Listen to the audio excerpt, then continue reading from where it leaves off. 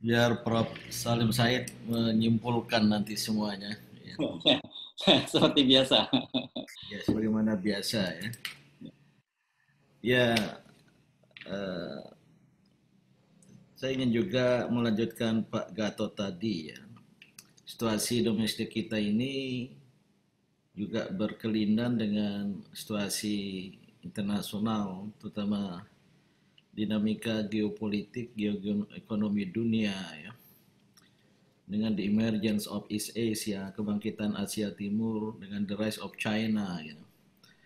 Yang sangat cepat terasa dampaknya di dalam negeri, terutama ketika ya, pemerintah tidak berpegang teguh kepada politik luar negeri bebas aktif, ya, tapi sangat condong kepada China. Dan bersama dengan itu ada proyek obor One Belt One Road atau sekarang disebut BRI Belt and Road Initiative.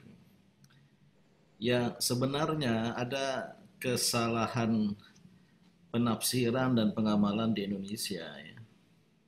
Kebetulan saya ikut berapa kali di World Chinese Economic Forum. Pidato Xi Jinping tentang BRI, obor dulu itu, Asia's Renaissance, itu kebangkitan Asia. Termasuk ada nuansa, ini penjelasan dari tokoh-tokoh Chinese, overseas Chinese yang menyampaikan pada saya. Untuk juga berkolaborasi dengan dunia Islam, sesuatu yang ditakuti oleh Barat, termasuk Amerika, jika ada Sino-Islamic Coalition. Gitu. Walaupun ada persoalan ya, di Uighur sana. Gitu. Namun di dalam negeri Indonesia, ini dimonopoli dan diselewengkan oleh kelompok-kelompok ya, antara lain Luhut Panjaitan, untuk kepentingan tertentu, kepentingan politiknya, yang sesungguhnya membawa negara ini pada bahaya. Apalagi jika ada monopoli pembangunan 24 port, pelabuhan, dan tenaga kerja asing, segala macam. Yang sesungguhnya adalah deviasi dari konsep yang ingin ya, oleh pemimpin China sana itu sendiri ya. Dengan Belt and Road Initiative itu gitu. Nah, dalam kaitan inilah maka dampak tadi Pak Gatot juga mengisyaratkan dengan kawasan lain, jangankan dengan Amerika, Uni Eropa, tapi dengan negara tetangga, ya, Jepang, Korea. Ya. Kebetulan saya pernah dihubungi oleh mereka yang sangat-sangat khawatir. Maka pada bab ini, ya bagaimana meluruskan the rise of China, ya, kita pesankan pada China agar ya menyelenggarakan kebangkitannya dalam mekanisme internasional, jangan unilateral dan jangan hegemonik. Dan di negara-negara termasuk Indonesia jangan diselewengkan oleh pihak. Dan saya tidak tahu presiden kita ini paham apa tidak ya tentang penyimpangan ini yang sesungguhnya berbahaya, yang menyimpang dari amanat pembukaan Undang-Undang Dasar 45.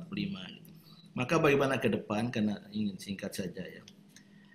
Saya setuju dengan Mbak Aini tadi ya, tapi ya, nasionalisme rakyat Indonesia janganlah diukur karena mau hadir di perayaan 17 Agustus di kedutaan ya. Tapi persoalannya sebenarnya juga kita tidak inginkan ada generalisasi ya, kepada yang disebut etnik Tionghoa karena mayoritas mereka juga banyak yang miskin ya di Kalimantan Barat, banyak dari mereka yang juga cinta, dan saya tahu ada gerakan pembauran dulu ya yang dipelopori oleh tokoh Muhammadiyah Pak Yunus Yahya ya, seorang pengusaha Chinese, sampai sekarang masih ada yang melakukan itu ya. Tapi juga ada yang merusak ya. Dan itu segelintir orang yang kemudian menciptakan ketidakadilan, kesenjangan, dan ingin mendiktikan politik nasional. Lihat saja kemarin soal PSBB Ibu Kota Jakarta. Ada yang mengirim surat pada Presiden, kan bocor suratnya. Nah, ya, pihak-pihak semacam inilah yang merusak, yang kemudian menciptakan ketidakadilan, yang kemudian ya wajar jika ada sentimen, tapi saya setuju jangan digebiah-gebiah, jangan digeneralisasi. Gitu. Maka ringkasnya ke depan satu ya, kita mohon maaf ya, saya tadi tetap ya, mungkin karena datang dari lingkaran dakwah ya, ingin tetap mengajak, mengedepankan dialog. Bahasa dakwah ya, ud'u ila sabili rabbika bil hikmah gitu. Tentu ada batasnya. Sebenarnya kita belum maksimal melakukan dialog ya. Proses tukar menukar pikiran ya, dan berorientasi pada nilai-nilai dasar kebangsaan kita gitu. Ini yang harus masih ada waktu, namun juga harus ada batasnya. Maka upaya yang lanjutan itu pencegahan di legislasi. Sekali legislasi ini, apalagi dengan konfigurasi kekuatan di DPR sana, ini akan berlanjut. Tidak hanya soal RUU HIP, RUU tentang pemilu. Kalau sampai RUU tentang pemilu disahkan dan sekarang sedang dibahas di Komisi 2 di Panja sana, sama, tidak ada perubahan, presidential threshold, ini akan tidak ada perubahan sama sekali pada 24 dan seterusnya. Yang kemudian yang saya sebut tadi itu akan mengkristalkan constitutional dictatorship, dan itu adalah bagian dari ideologi komunisme yang pernah terjadi di Rusia, di Soviet, di ERT, dan Indonesia ini mengarah ke sana. Kemudian dengan psikologi kepemimpinan yang tadi keras kepala gitu. Nah, gimana caranya? Ya harus sumber hulunya itu ditahan, ada undang-undang, jangan sampai ada undang-undang, harus kembalikan ke Pancasila. Kembalikan pada Undang-Undang Dasar 45, tadi saya dengar ada ya. Tafsir dari Pancasila itu adalah Undang-Undang Dasar 45 itu sendiri yang asli ya. Walaupun tidak demikian, ada juga di luar Undang-Undang Dasar itu. Nah, baru langkah ketiga ya menurut saya tadi ya, pada kawan-kawan yang kebetulan ikut bergabung di kami ya, penegasan dari Pak Gatot Nurmantio sebagai presidium ya, bersama kami ini adalah gerakan moral. Gerakan moral bukan gerakan politik praktis, politik kekuasaan. Kita tidak terlibat dalam politik kekuasaan, tapi sebagai gerakan moral berorientasi pada nilai kebenaran, kejujuran, keadilan. Ya ada politiknya, tapi politik moral gitu. Jadi politik moral yang akan kita lakukan ini ya sangat-sangat memaksimalkan suara kolektif kita untuk mendesakkan ya. Dan akhirnya rakyatlah yang menentukan. Jadi sekaligus saya ingin menggarisbawahi, memang ada sebagian kawan-kawan ini tetelis dari Melbourne ini kelihatannya lebih semangat ini dari kami yang ada di Indonesia ini gitu. Mama nih Bang Din, jadi biasa. Emak-emak. Terakhir oleh karena itu kita tidak boleh kehilangan asa di dalam berjuang ini, dan saya sendiri pribadi berkeyakinan, asalkan bersama-sama, asalkan ada persatuan. Maka betul kata Pak Gatot tadi itu, kalangan Islam, ormas-ormas Islam, ya mudah-mudahan. Tapi Pak Gatot, kalau soal HIP, RUU HIP ini kompak ormas-ormas Islam. Baik NU maupun Muhammadiyah kompak. Tapi begitu ada RUU BPIP, malah pecah lagi. NU menyetujui, ya, walaupun belum seluruhnya, yang lain tidak. Gitu. Jadi urusan-urusan kecil ini, ya, walaupun ya masih ada juga ya ruang bagi kita untuk tukar menukar. Ya, ini banyak ya, Mas Hersu, ya, Mas Tata ini dari pimpinan ormas-ormas yang ikut hadir ini. Jadi saya kira itu yang ingin saya sampaikan. Terima kasih dan mohon kawan-kawan kami baik yang di luar negeri maupun di dalam negeri, ini luar biasa. Di setiap kabupaten sekarang sudah mulai terbentuk ya, supaya kami ini kita tetap pertahankan sebagai gerakan moral tadi yang berpolitik, juga berpolitik secara moral. Kita dengar Pak Profesor Said Salim Said. Ya. Bang Salim? Ya, terima kasih. Jakarta juga udah malam loh. Sekarang ini sudah pukul 10 lewat. Jadi yang berada di wilayah yang mungkin sudah pagi, mungkin apa, harap mengerti kami juga begadang. Oke. Saya mau singkat saja. Keahlian saya itu kan mengenai peranan politik TNI. Itu tesis doktor saya mengenai itu. Jadi saya mau jawab dulu yang berhubungan dengan itu. The Genesis of Power, ya. Ya, disertasi saya namanya The Genesis of Power. Jenderal Sudirman and Indonesian Army in Politics. Yang di Singapura beli aja di penerbitnya. Karena itu dicetak di ISES Singapura. Oke, ya, di pasar di Jakarta udah habis. Oke, ini soal TNI ini.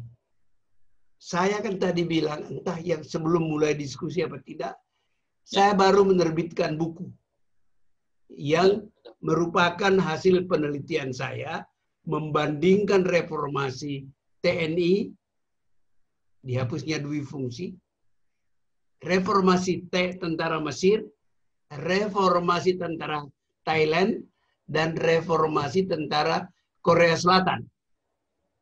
Oke. Judul buku itu, ini bukan kudeta. Kenapa? Di Jakarta, saya saksi hidup, tidak ada kudeta tahun 65-66. Bahkan kita tidak sabar melihat Pak Harto menjaga perasaan Bung Karno, saya kira, bertindak alon-alon. Nggak ada kudeta. Melalui proses panjang. Di Mesir juga begitu. Di Mesir itu, karena kebijakan partai presiden baru siapa Mesir, Mursi. Dr. Mursi, itu yang di bawah tekanan para pembina Ikhwanul Muslimin menimbulkan ketakutan dalam masyarakat Mesir. Apa itu? Mereka takut Mesir bertransformasi menjadi Iran.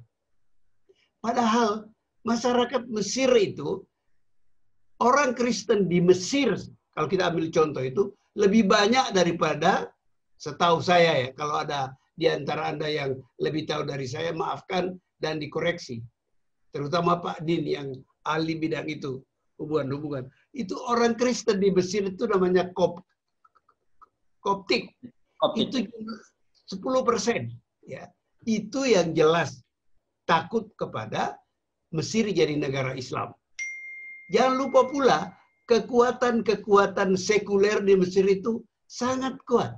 Sebagian tokoh-tokoh Mesir yang kita kenal itu adalah orang sekuler. Muhammad El-Baradei yang dapat hadiah Nobel. Ya, siapa lagi? Pemimpin. Butros Ghali. Itu kenapa? Koptik juga. Butros Ghali, Sekjen PBB juga. Butros Ghali itu jelas dia Koptik. Ya, Menteri Luar Negeri bekas Sekjen PBB. Terus bahkan ketua atau sekjen Liga Arab, ya, itu semua orang sekuler, ada partainya. Jadi ada cukup kekuatan partai yang non-Islamik di samping Ikhwanul Muslimin yang memainkan, yang berhasil memenangkan pemilu. Nah, ketakutan ini membuat orang-orang ini akhirnya, termasuk yang takut itu, believe it or not, Syekhul Azhar, pemimpin Universitas Al-Azhar. Akhirnya mereka mendatangi jenderalmu, siapa namanya? Sisi. Al-Sisi. Ya. Sisi ini menarik. Dia ini adalah mungkin di dunia satu-satunya jenderal yang hafiz Quran, hafal Quran. Dia Senin Kamis puasa, dan Senin Kamis ke istana buka puasa dengan 2 biji korma. Dengan Presiden Mursi. Dan Pak Said termasuk good looking juga. Ya, a very handsome general. Hingga radikal. Jadi atas tekanan kekuatan masyarakat ini, dia putuskan mengambil alih kekuasaan. Oke. Jadi tidak ada kudeta seperti yang suka terjadi di Latin Amerika. Yang biasanya contoh yang bagus itu di Latin Amerika. Thailand juga begitu.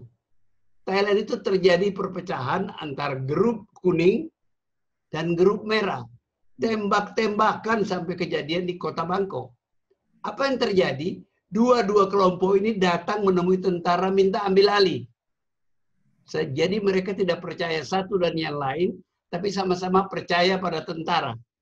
Maka adalah kudeta. Dan orang yang kudeta itu masih Perdana Menteri sekarang. Dan sedang digugat lagi, ada demo-demo. lagi di Bangkok. Oke. Jadi bukan kudeta seperti yang kita bayangkan. Tentara bangun pagi, dapat perintah dari Panglima, ambil alih kekuasaan. Bukan seperti itu. Di Indonesia kan juga begitu.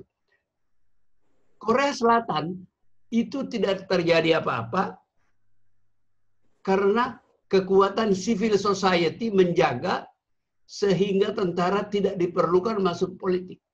Oke. Apa pesan dari buku saya itu?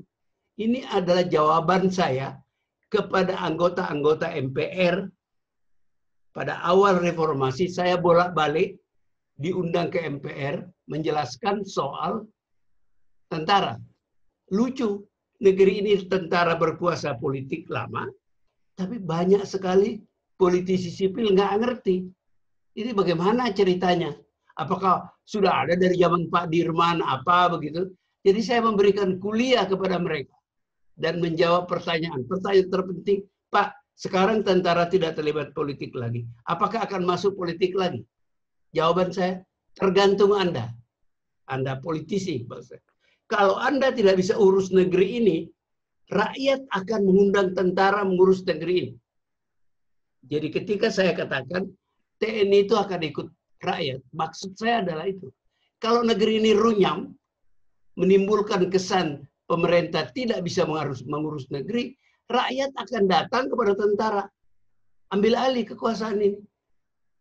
Rakyat itu tidak akan ingat apa penderitaan mereka di zaman Orde Baru.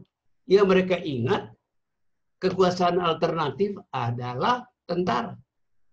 Jadi, bukan tidak mungkin, tadi saya kira Pak Gatot dengan halus sudah menyampaikan itu tadi. Oke. Bukan tidak mungkin kalau keadaan gawat, rakyat melihat bahwa pemerintah sudah tidak sanggup mengurus negeri ini, mereka cari tentara. Dan tentara itu tadi saya katakan, sejarah, tradisi, punya pengalaman politik panjang. Tentara berkuasa stabil, artinya tidak berubah-ubah, selama 32 tahun pemerintahan Pak Harto. Pak Harto itu ketua partai tentara, bukan Golkar. Golkar itu diciptakan oleh Orde Baru untuk menduduki kursi-kursi di DPR dan MPR agar dunia internasional percaya Indonesia itu a democratic country. Jadi jangan percaya kalau saya ingat betul ketika Orde Baru, Harmoko cerita kesuksesnya Golkar. Mayor Jenderal Samsudin masih hidup sekarang, bekas Pangdam di Papua, bilang kepada saya, Pak Salim jangan percaya tuh Harmoko. Itu rakyat memilih Golkar itu karena anak buah saya nginjak kaki mereka. Jadi yang berkuasa itu adalah tentara. Pak Harto pinter-pinternya bikin Golkar. Oleh sebab itu ketika Golkar macam-macam, tentara marah-marah. Lu nggak tahu diri. Itu lu menang karena gue. Kira-kira. Ya. Oke. Itu menjawab masalah tentara. Tempat tentara dalam perkembangan masyarakat sekarang. Nah, itu tadi saya mengatakan tanpa undang-undang. Ada yang nanya. Karena maksudnya tuh begini. Di dalam tentara itu secara historis tradisional bertahun-tahun terbentuk self perception, the savior of the country, juru selamat negeri ini. Sekarang nggak ada lagi itu secara legal karena dibubarkan, ditinggalkan lewat Rapim bulan April tahun 2000. Tapi seperti kata Profesor Dim Samsudin, itu ideologi. Kalau ada kesempatan dia bisa menjawab tantangan, ya itu akan cair lagi. Jadi tidak ada jaminan tentara itu akan tinggal diam kalau negeri ini terancam. Seperti tadi sudah dikatakan oleh Nurmantio, Jenderal Nurmantio. Kita coba tidak tahu, sebab juga jangan lupa 1000 kolonel, 1000 letnan kolonel, mayor apa, itu semua turut perintah Panglima. Jadi yang kita harus lihat siapa yang memimpin tentara. Yang berpolitik itu di situ. Itu sebabnya dulu kalau ada mutasi tentara, kita lihat siapa yang duduk di posisi yang akan bergerak menjadi pemimpin tentara nanti. Jadi kita memperhatikan. Sekarang itu nggak ada lagi. Saya tuh sekarang, Anda tanya, siapa Pangdam Jakarta? Saya nggak tahu. Siapa Pangkostrat? Saya nggak tahu. Kalau dulu saya hafal semua itu. Karena itu adalah potensi orang berkuasa. Nah, mungkin sekarang ini, karena keadaan seperti ini, kita mulai melihat kembali. Bagaimana perkembangannya? Sebab orang itulah yang memberi perintah. Waktu kita di DPR itu bicara soal tentara di DPR apa tidak, itu debat panjang. Lucunya, sebagian orang sipil mengatakan, tahan aja tentara dulu sebentar, jangan keluar dulu. Panglimanya namanya Sutarto, Jenderal Tarto. Jenderal Sutarto bilang, nggak usah lah, kembalikan aja. Keluarlah tentara dari DPR, satu orang jenderal. So, tentara itu ikut atasannya. Tentara itu kan dilatih memerintah dan diperintah. Makin tinggi pangkat tentara, makin lebih besar peranannya sebagai pemerintah. Maksudnya memerintah anak buah. Makin rendah dia itu makin besar peranannya sebagai diperintah. Menerima perintah. Kira-kira seperti itulah. Sekarang, saya juga harus menjawab soal Amerika dan Cina. Begitu ya? Kan, ya. saya cuma mau mengatakan kembali lagi karena saya ini ilmuwan politik tapi mempelajari politik dari pendekatan sejarah. Apa itu? Sejarah. Bagaimana Amerika terlibat membantu PRRI Permesta. Karena Amerika dirugikan. Jadi kalau dalam soal Cina dan Amerika ini, Amerika dirugikan, ya dia akan berbuat seperti dulu lagi. Tentu mungkin lebih canggih sekarang. Tapi ya sama saja. Dia tidak akan membiarkan Indonesia ini jatuh ke tangan Cina. Nah, yang harus menjaga, jangan kejadian seperti itu. Jangan kita ciptakan Indonesia menjadi sasaran subversi Amerika. Ya pemimpin kita. Jangan menimbulkan citra itu. Kalau citra kita pro Cina itu muncul, Amerika bisa berbuat macam-macam. Dan dia sudah buktikan banyak. Banyak kejadian di Indonesia, itu tidak kita sadari, itu campur tangan kekuatan luar. Karena ada kepentingannya di Indonesia. Kita juga harus menjaga, jangan sampai kita membuka kesempatan untuk Cina campur tangan ke dalam Indonesia. Itu sebabnya, ini tadi berhubungan dengan soal etnik, teman dari Singapura itu, ya kita bukan hanya menjaga, jangan sampai Amerika punya kepentingan di sini terganggu, juga Cina. Coba Anda bayangkan, kalau ada huru-hara anti Cina di Indonesia, tiba-tiba tentara Cina masuk ke Indonesia. Persis kayak saya kebetulan lihat itu ketika saya mahasiswa di Amerika, bagaimana tentara Amerika di-drop masuk ke Granada, Latin Amerika, itu hanya karena ada keributan dan di situ banyak mahasiswa kedokteran Amerika.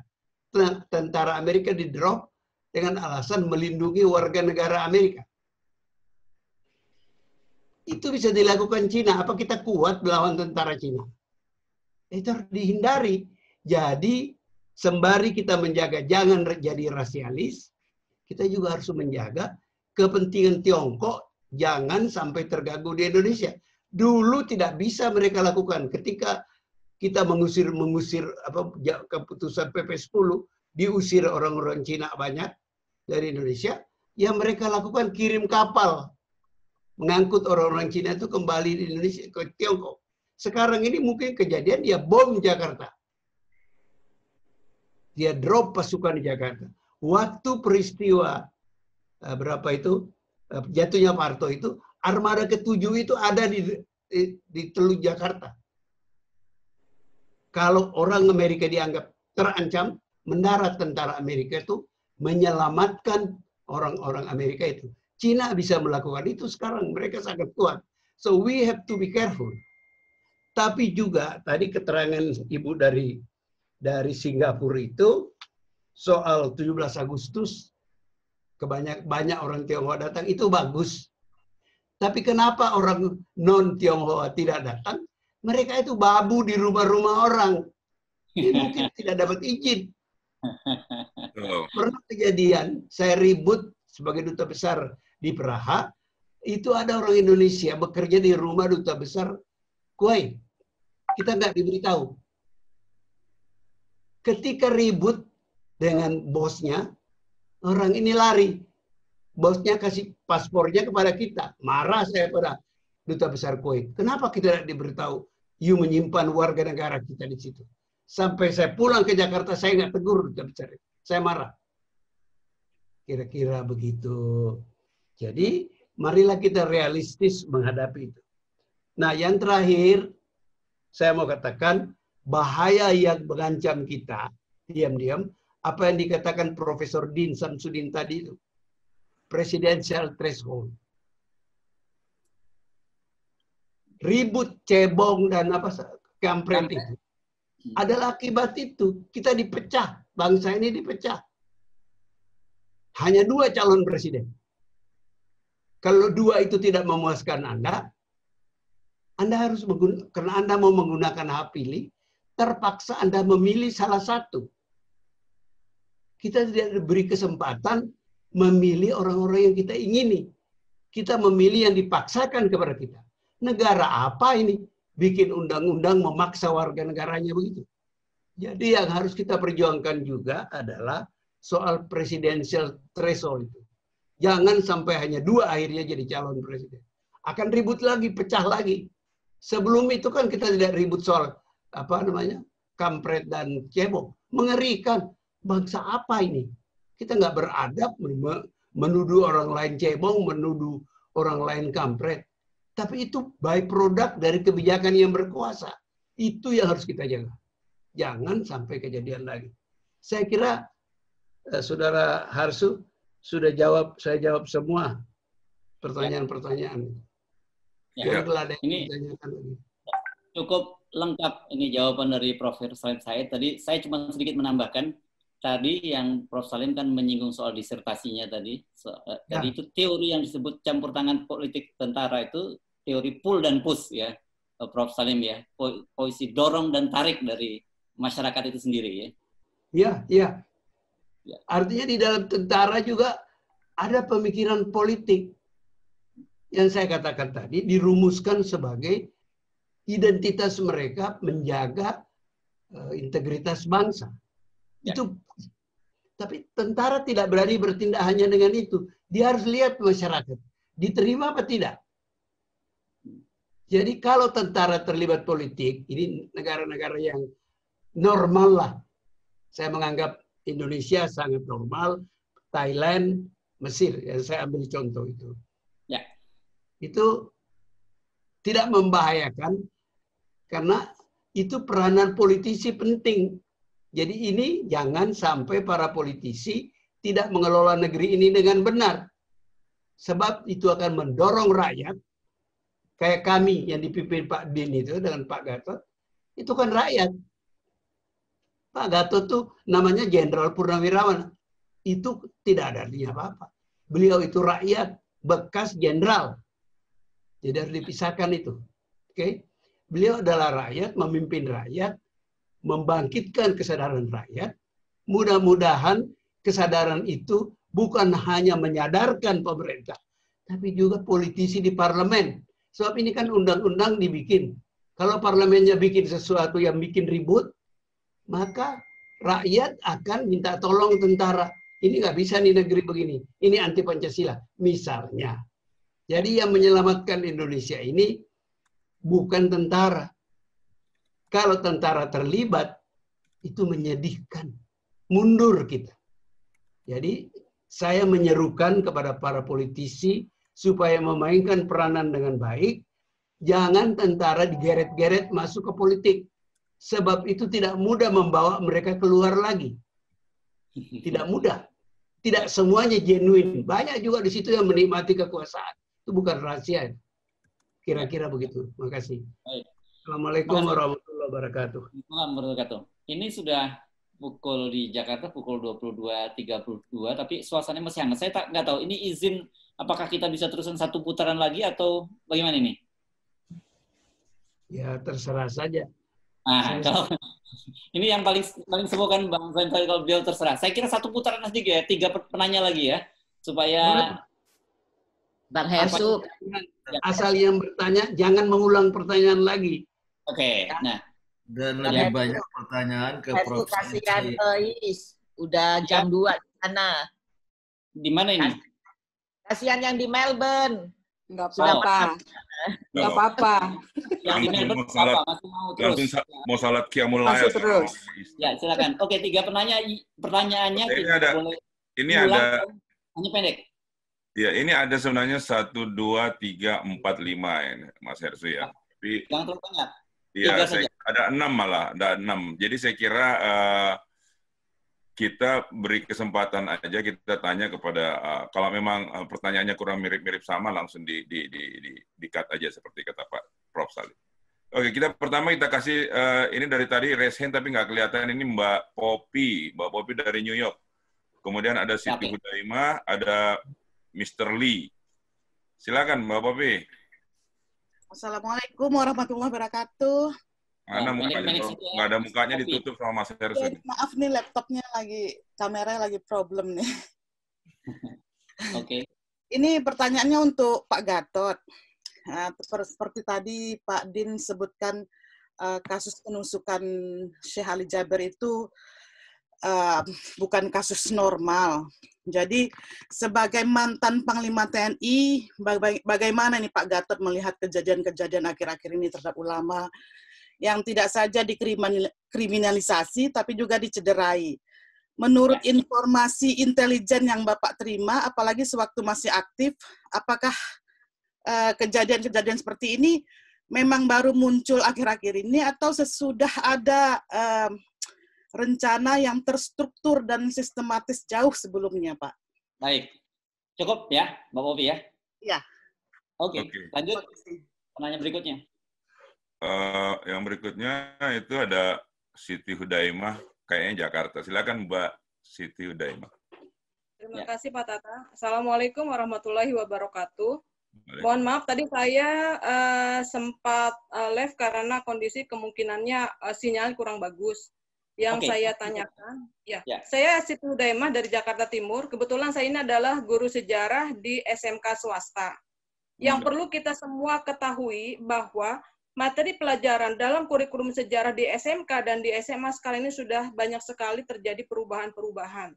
Perubahan dalam pengertian bahwa mata pelajaran di SMA itu wacana yang akan datang ini sedang digodok, itu akan dijadikan sebagai mata pelajaran pilihan. Jadi bukan mata pelajaran wajib. Siapa yang siswa yang mau milih, silahkan ikut, kalau yang enggak, ya enggak. Jadi kalau kondisi seperti ini dikhawatirkan bagaimana generasi muda kita ke depan. Generasi yang akan datang kalau mereka buta sejarah. Kemudian yang kedua, di SMK. SMK sejak tahun 2018, mata pelajaran sejarah itu hanya di kelas 10. Sebelumnya, kelas 10, 11, 12, masing-masing 2 jam pelajaran di semester 1 dan semester 2. Tapi kemudian, sejak tahun 2018, sejarah hanya di kelas 10 saja dan itu hanya 3 jam pelajaran. Kemudian wacana yang akan datang, ini sejarah kemungkinannya itu sedang digodok akan dihapuskan untuk SMK. Yang kami khawatirkan, kebetulan saya juga salah satu anggota dari Asosiasi Guru Sejarah Indonesia, sementara kami pun juga sedang berjuang untuk memperjuangkan hak-hak generasi muda yang akan datang. Kami sebagai guru memperjuangkan hal itu dengan Pak Menteri.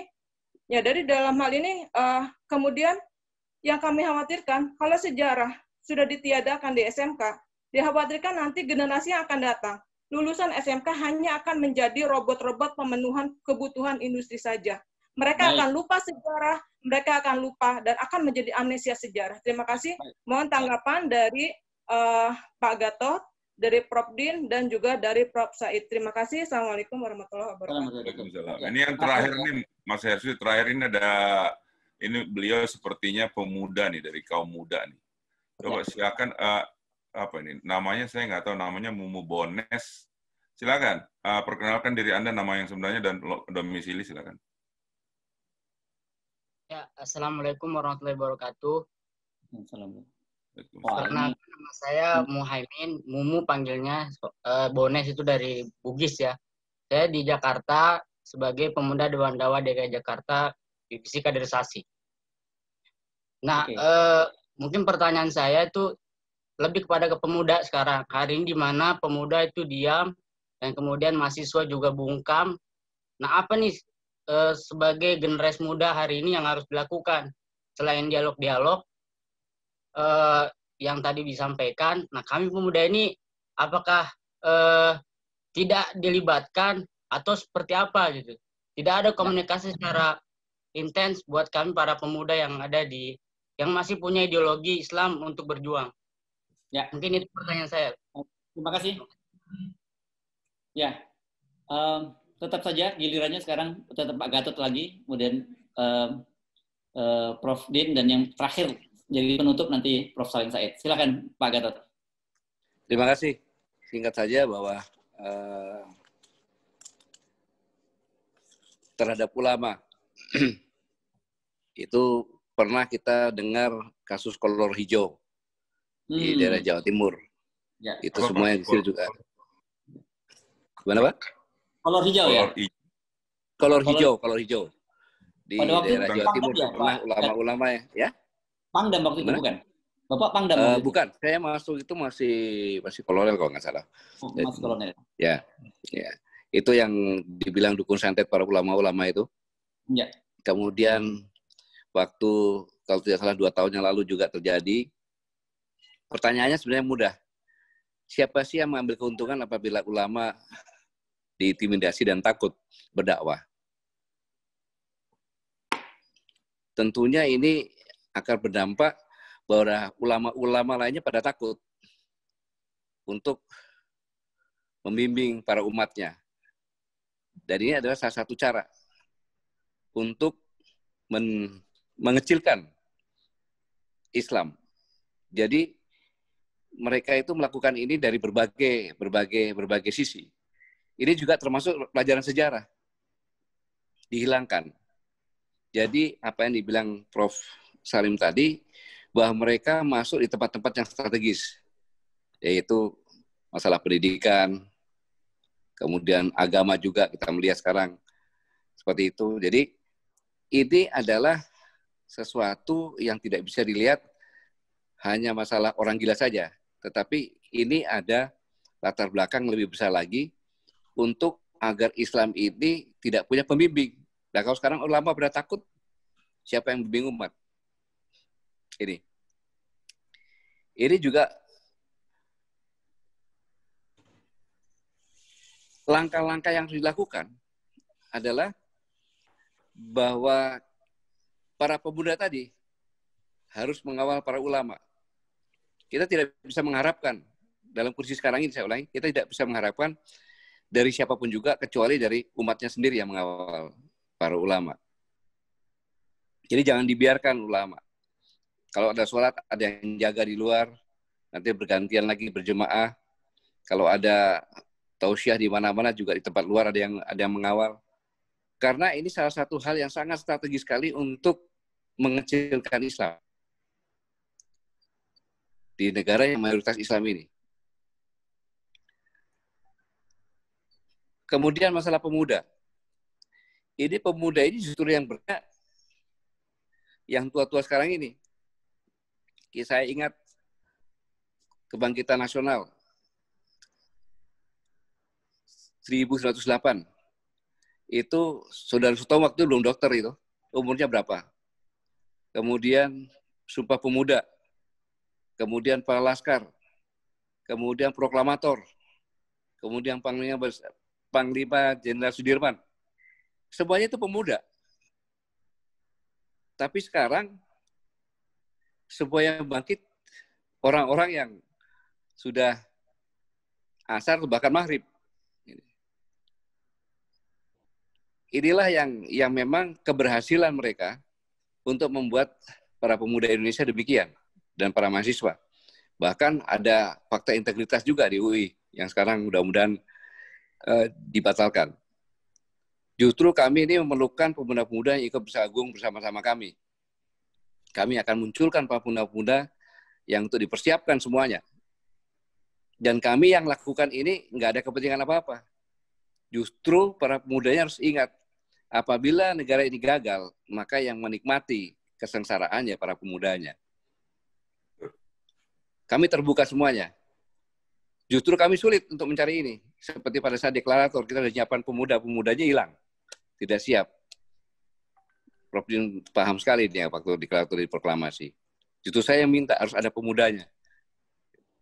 Saya pikir ini yang lainnya silakan karena singkat-singkat saja sudah terlalu malam. Terima kasih. Wassalamualaikum warahmatullahi wabarakatuh. Assalamualaikum warahmatullahi wabarakatuh.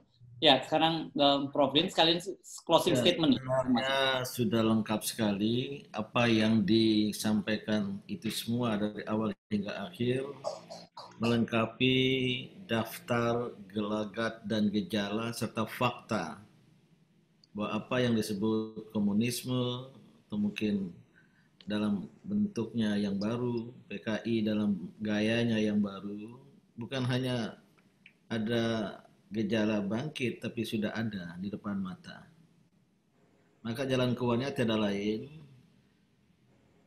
adalah fungsionalisasi dari ideologi Pancasila. Dan Pancasila sebagai dasar negara yang paling penting dan bertanggung jawab untuk melaksanakannya adalah negara. Jangan terlalu dibebankan pada rakyat. Rakyat juga memang harus. Tapi harus dimulai oleh negara. Sistem kenegaraan itu sendiri yang sudah menyimpang dari Pancasila itu sendiri. Ini yang harus diluruskan. Kami, salah satu misinya adalah meluruskan kiblat bangsa dan negara yang sudah mengalami deviasi, distorsi, dan desorientasi. Sistem politik kita, sistem ekonomi kita harus dikembalikan ke sila keempat, ke sila kelima, karena yang terjadi sistem politik, sistem ekonomi kita dikaitkan Pancasila jauh panggang dari api.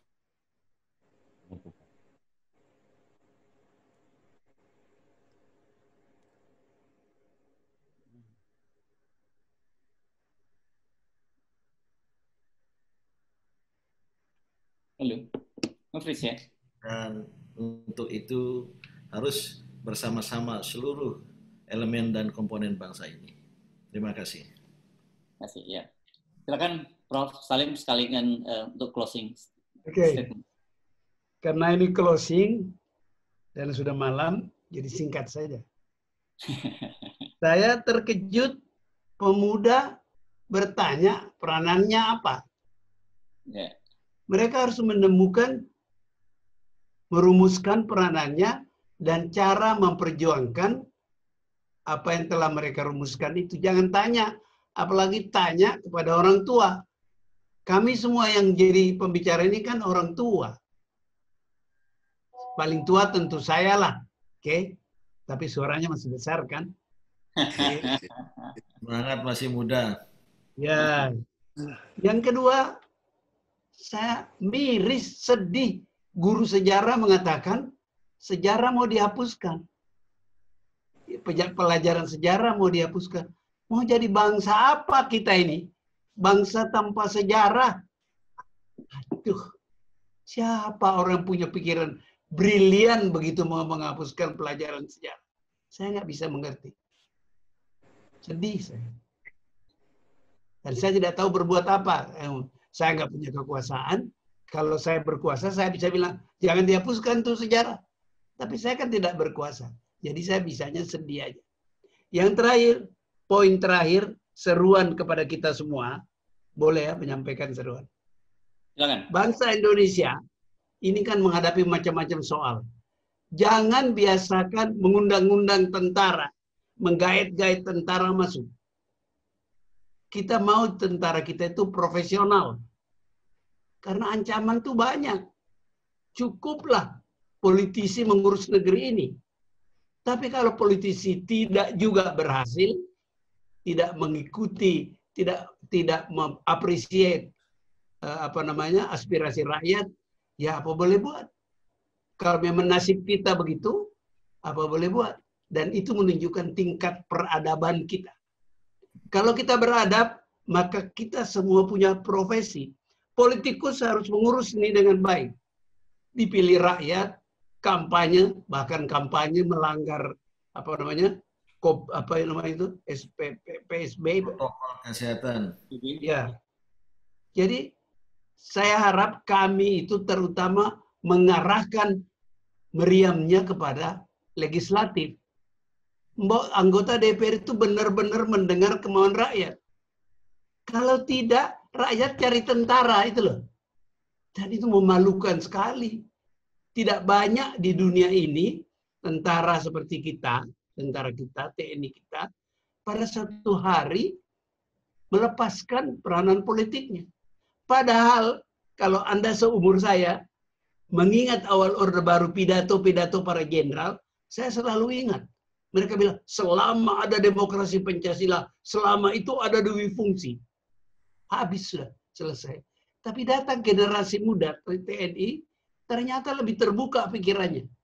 Mereka dengan baik-baik meninggalkan peranan politik, dan itu berarti peranan politik masyarakat menjadi lebih besar.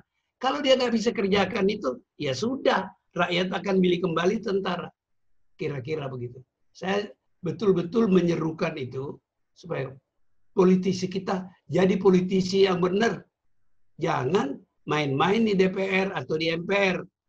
Sebab itu hanya mendorong rakyat memanggil tentara kembali. Mudah-mudahan itu tidak terjadi. Terima kasih. Assalamualaikum warahmatullahi wabarakatuh. Perlu klarifikasi Profesor Salim Said, yang dimasukkan tentara aktif ya. Ya, iya. Kalau sudah purnawirawan kan bukan tentara lagi kan, sudah rakyat. Saya kan sudah bilang tadi, Pak Nurmantio itu purnawirawan. Dia bukan TNI lagi. Semangatnya boleh TNI, sumpahnya masih TNI. Tapi secara fungsional beliau itu tokoh masyarakat sekarang. Yang dikacaukan. Nah, masyarakat itu suka mengacaukan antara tentara pensiun, namanya purnawirawan, dan tentara aktif. Tentara aktif itu tidak boleh berpolitik. Yang boleh para purnawirawan. Nah, jangan kita geret-geret tentara aktif itu berpolitik.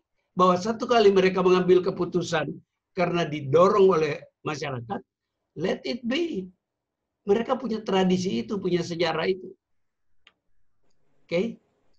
Baik, clear, Prof. Salim Said.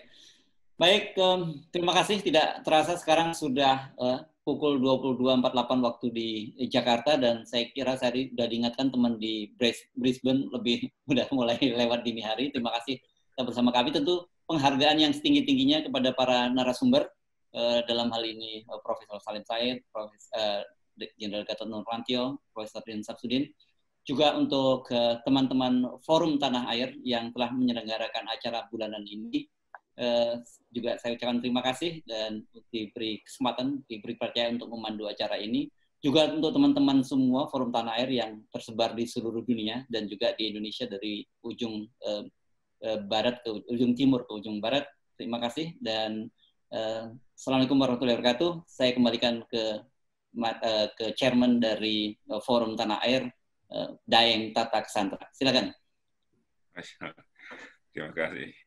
Bismillahirrahmanirrahim. Terima kasih semua. Saya ulang lagi penghargaan yang setinggi-tingginya dari kami Forum Tanah Air sebagai salah satu forum pikiran yang mendiskusikan hal-hal yang aktual terjadi di tanah air kepada sesepuh orang tua kita, Prof. Salim Said. Selalu kami menanti kehadiran Prof. Salim di sini. Juga kepada Prof. Din Samsudin, jangan bosan-bosan, kita undang terus, Pak. Dan yang terakhir, last but not least, pada Jenderal Gatot Nurmantio, kami ada rencana nih Pak, mudah-mudahan Bapak ada waktu, kami sudah bicarakan juga sama Mas Hersu, insya Allah bulan depan kita akan bicara karena hari ulang tahun ABRI ya, Mas Hersu, Angkatan Bersenjata. Mungkin kita akan di hari TNI kita akan menyinggung tentang bagaimana peran TNI, dewi fungsi TNI yang dipatahkan dalam Undang-Undang Nomor 34 saya kira tahun 2004 atau 2007, dan melihat gejala sekarang di mana Polri sepertinya mengambil alih dewi fungsi itu. Kita akan bahas itu mungkin kalau Pak Gatot bersedia. Kami sangat berharap Pak Gatot bisa hadir, memberikan suatu pencerahan gambaran dari mantan pemimpin tertinggi dari TNI sendiri, sehingga tidak terjadi bias atau salah kaprah pemikiran seperti yang kita lakukan pada hari ini. Kita sangat jelas, terang, apa peran ABRI, ditambah lagi penjelasan dari Pak Din dan sejarawan kita Prof. Salim Said, sehingga kita mendapat pencerahan yang sempurna insya Allah ta'ala. Jadi Pak Din, insya Allah Pak Salim jangan bosan-bosan, dan Pak Gatot mudah-mudahan bulan depan bersedia Pak, pertengahan bulan insya Allah. Insya Allah. Insya Allah. Insya Allah. Baik. Terima kasih sekali lagi semuanya. Wabillahi taufiq wal hidayah. Assalamualaikum warahmatullahi wabarakatuh. Waalaikumsalam warahmatullahi wabarakatuh. Forum Tanah Air mengucapkan terima kasih, dan jangan lupa untuk subscribe, like, dan komen video-video kami.